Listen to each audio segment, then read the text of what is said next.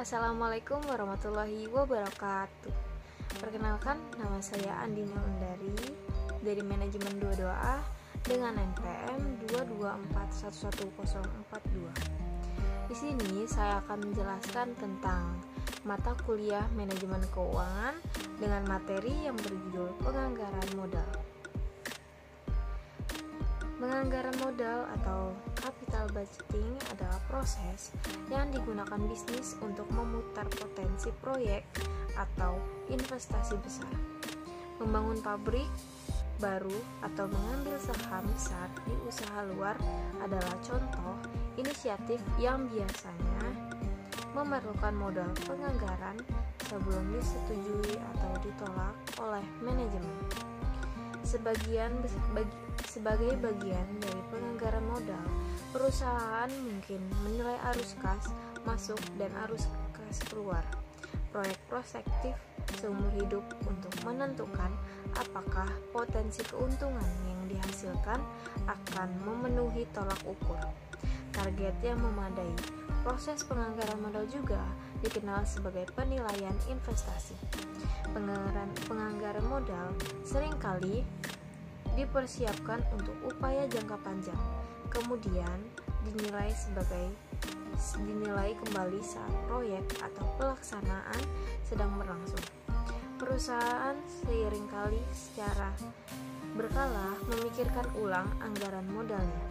Seiring dengan berjalannya proyek, pentingnya modal anggaran adalah untuk secara proaktif merencanakan arus kas keluar dalam jumlah besar yang begitu arus kas keluar tersebut dimulai tidak akan berhenti kecuali perusahaan tersebut bersedia menghadapi potensi biaya atau kerugian tertundanya proyek yang besar. Secara umum, capital budgeting atau penganggaran modal memiliki arti penting yang berupa yaitu jangka waktu tertanamnya aset yang lama membuat perusahaan perlu memikirkan sumber dana lain bagi kebutuhan yang lain. Investasi dalam aktiva tetap menyangkut dua hal, yaitu yang pertama, bila investasi yang terlampau besar, akibatnya adalah banyak peralatan yang tidak beroperasi.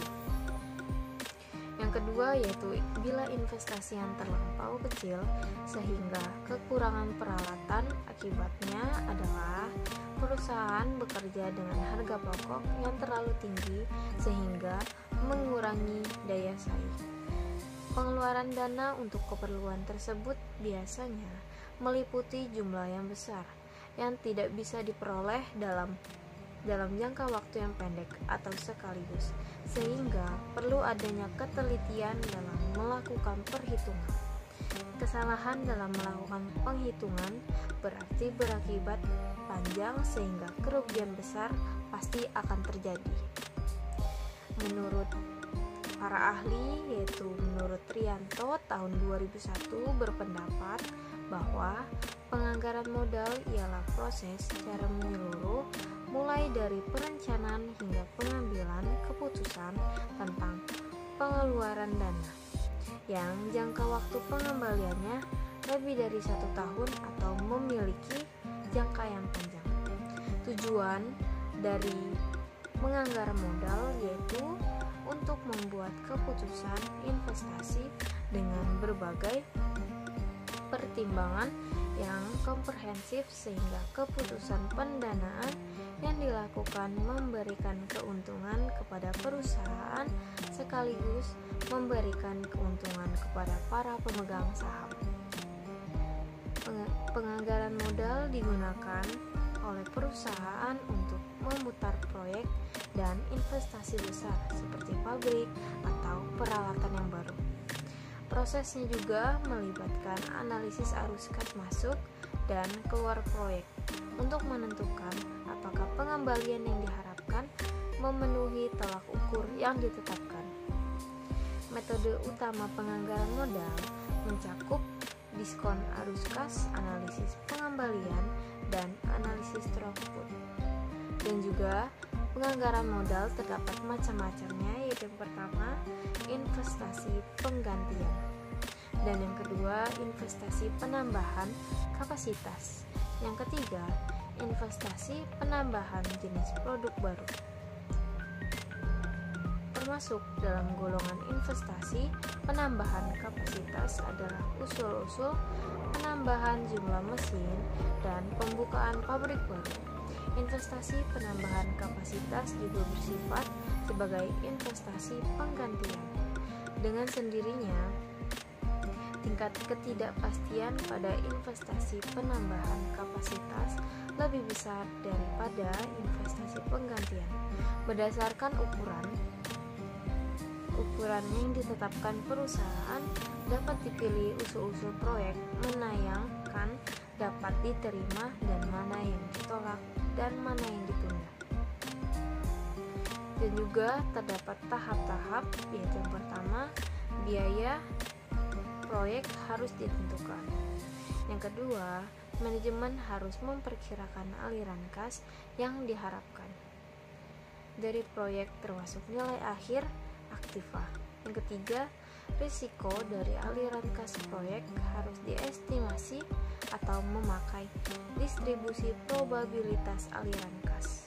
Yang keempat, dengan mengetahui risiko dari proyek, manajemen harus menentukan biaya modal atau cost of capital yang tepat untuk mendiskonkan aliran kas proyek.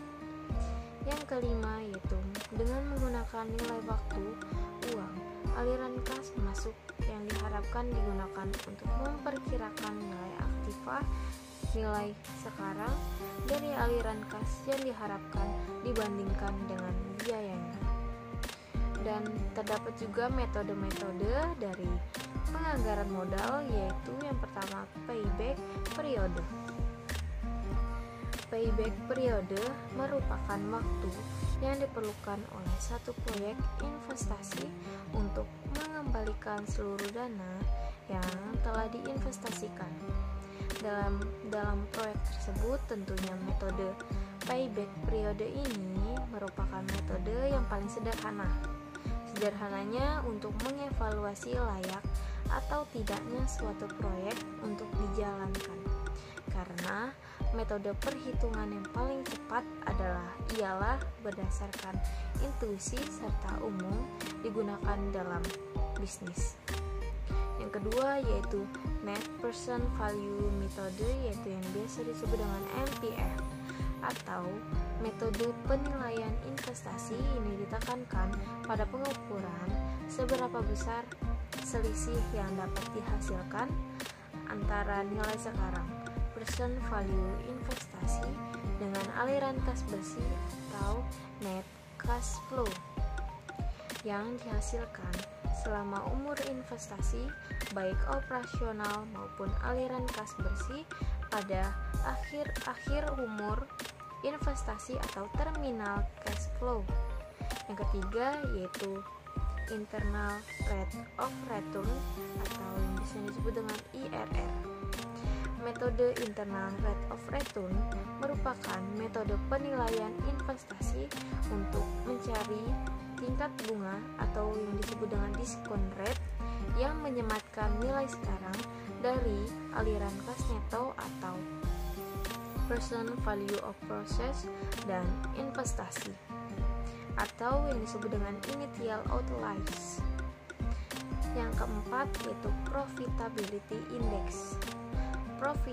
Metode profitability index atau benefit cost ratio merupakan metode yang memiliki hasil keputusan sama dengan metode NPV.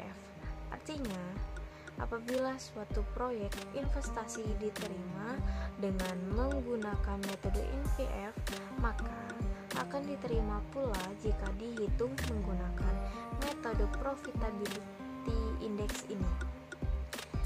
Yang kelima yaitu accounting rate of return.